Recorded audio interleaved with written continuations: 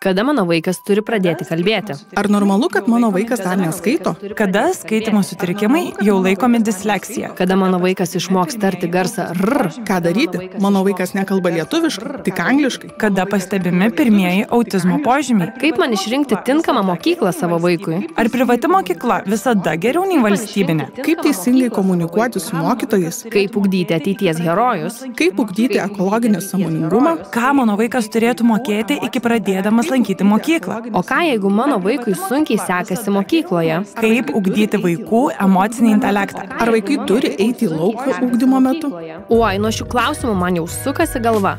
Dažnai sunku rasti aiškius atsakymus, todėl į šiuos ir begalę kitų tėvams ir pedagogams rūpimų klausimų atsakysime čia, tinklalaidėje Greta Edu. Mūsų tikslas yra suteikti patikimą, mokslu ir praktiką grįstą informaciją tėvams ir pedagogams apie vaikų ugdymą, mokymą ir mokymąsi.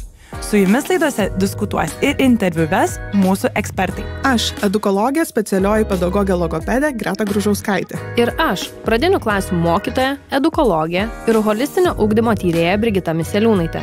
Bei aš, priešmokyklinukų mokytoja, edukologė, tvarios mąstysenos ugdymo tyrėja Greta Matusevičiūtė. Šiuose laidose mes kalbinsime tik aukščiausio lygio ekspertus, savo srityje žinomus edukologus, mokytojus, švietimo vadybos ekspertus, kad atsakytų į jums rūpimus klausimus. Prisijungite prie mūsų diskusijos ir kartu su mumis atsakykite į šiuos ir daug kitų rūpimų klausimų. Greta Edu. Patikimas turinys apie ugdymą, kuris padės nepasiklysti vaikų ugdymo labirintuose.